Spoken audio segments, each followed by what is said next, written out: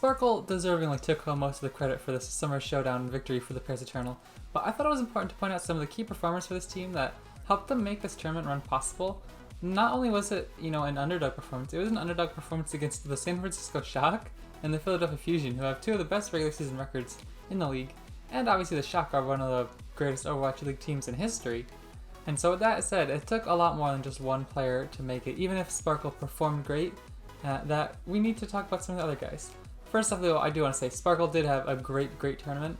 Even though the Fusion did a relatively good job of shutting him down in the finals, I thought on especially like map 2 through 4, he really wasn't able to get as many of his blades to be as effective as, throughout early in the tournament. The teams really adapted well throughout the tournament, and I thought the Fusion were one of the best at shutting him down, but Sparkle was still able to find a lot of value, and he had a great performance. And from a fan's perspective, who else would we want, performing so great? Everybody seems to love this guy. He's a young prodigy, just comes in the league halfway through the season. Everyone was talking about the beginning of the season, like, Paris Eternal just need to make it through to the midpoint way. When Sparkle gets there, he'll carry them. And man, it seemed like it kind of came true, even if it wasn't so far for the entire regular season. We don't see the consequences of his arrival. We see how well he's done in just a short time in this tournament. And a huge bonus for the Paris Eternal. This guy was able to come of age, and what a storyline it is. And from an analyst perspective, obviously we can talk about the win-loss record that he's added, all this stuff, how well he plays, but it's just fun from a fan's perspective to have your carry be a Genji main, right? How fun is that? It's been so long since we've seen Genji be such a staple. But yeah, anyways, I wanted to get into this tournament. I want to mention the supports first. These guys really don't get a lot of credit. I feel like it's so hard these days for supports to get a lot of credit, even though, we regard a lot of supports as being good players.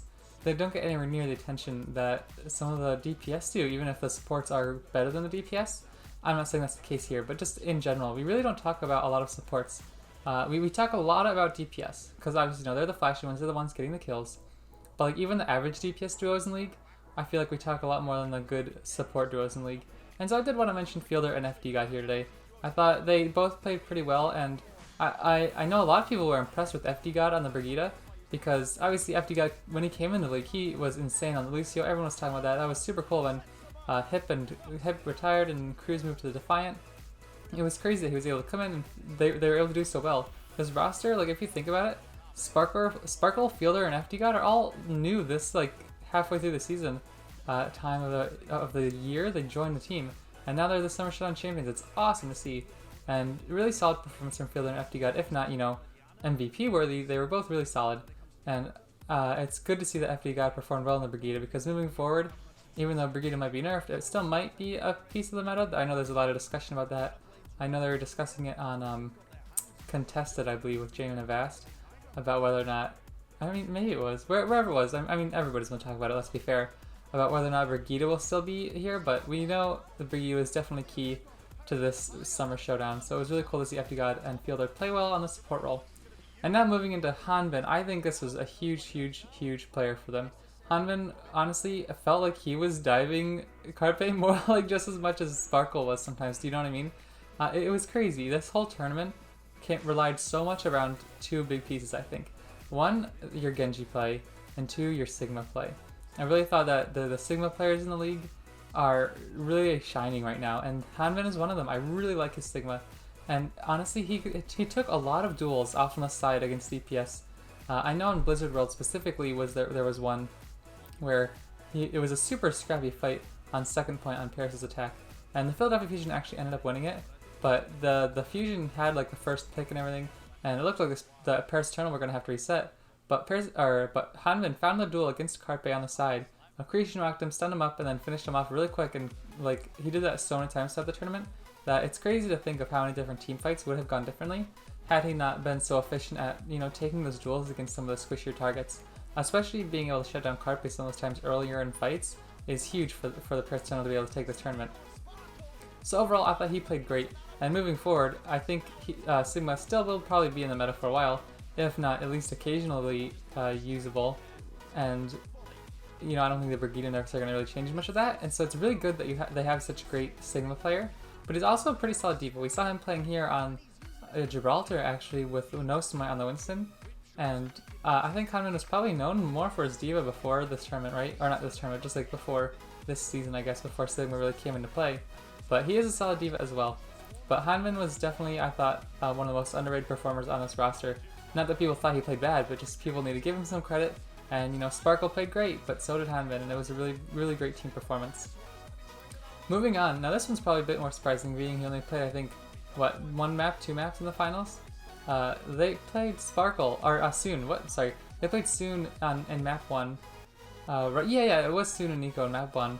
And that was a great performance from them. I thought throughout this entire tournament, the Paris Eternal coaching staff did a fantastic job with managing their DPS players. Because Soon and Nico are both pretty good. I like Soon a lot. I think Nico's like, you know, a solid player or whatever. I don't think he's a superstar in means. But we know that Soon used to be like a superstar in Season 1 of the Overwatch League, especially on the Tracer. And recently they've been kind of having him play as like a control specialist. And he's been doing great with it. They have like a really, really great win rate when they sub him in. It's the only game mode really where they sub out either Xe or Sparkle. In map 1 they had Soon and Nico. Oh, excuse me. And then map 5, I think it was, they had both Soon and Sparkle in instead of Soon and Nico. But in both maps they won, and it was pretty convincing actually, especially map 5 I'm pretty sure there was like 100-0, and the other one was pretty convincing in Paris' favor. And Soon, he filled that role really well of what the Paris are asking him to do. I know obviously everyone would rather be the star of the team. Soon would rather be out there playing, you know, the 4 out of 5 maps, whatever it is, or 6 out of 7 maps, whatever it is, compared to like how Xy's playing a lot more than him. But he's filling in his role very well for what the Paris Eternal need him to do. And on the Symmetra, he's playing well. It was crazy, like, that he was able to fill in these odd roles and do it so well, even though we never really think of him as being like a Symmetra player. And it really shut down what the Fusion wanted to do. I made a big video about this actually on their matchup against the Fuel, how they've used it throughout the entire tournament to really take advantage of some of these teams and how they want to play the point. And then the Mei comes in from Nico, and Soon comes in with the Symmetra, and it really throws them off their game. It really messes up with the Genji as well.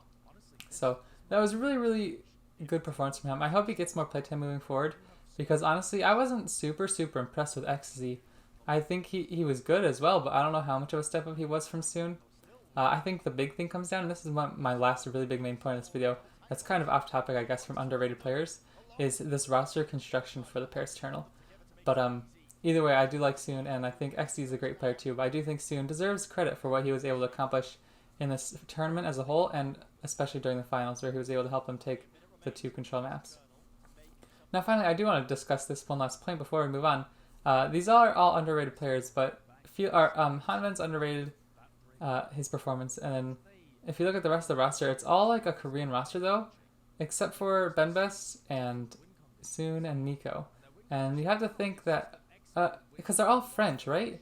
And as the Paris Eternal move forward in their roster construction, when teams move back into like real stadiums to play, it's great for fans to be able to see those French players. And I know that, like, you know, everyone likes supporting their own nation's players, but they're all bench players for the most part. Like Benbest will split time with no spite pretty evenly most of the time, but you know, is he that much better or worse either way to like keep? Is he better to keep him for that roster construction where the rest of your team's Korean, except for Soon and Nico, who are your backup DPS, and Benbest, who, you know, you can pretty easily replace with no smite.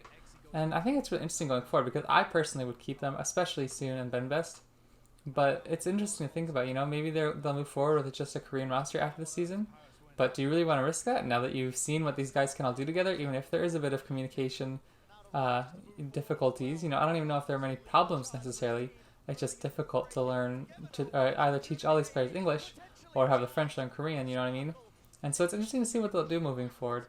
But overall, I was so impressed with a lot of these guys during the series and during the tournament as a whole. And tomorrow I'd like to do some like game film breakdown for this final map that ends up, you know, going to Game 7. It's really exciting, and I'd love to break that down more. So let me know if there are any other games throughout the tournament you want me to cover. I know I've been covering the North American region a lot more. I haven't caught all of the early matches in the tournament for APAC yet, simply because I was binge watching so many of the North American ones. Also, look at Sparkle here on your screen coming in with the Doomfist. If you didn't see that play, that was crazy. Coming in with the cleanup to get three of them on the Doomfist. But either way, it was a great series. I thought, obviously, everyone on the Paris Eternal had to play well, but how exciting was it too to play against the Fusion in such a close series?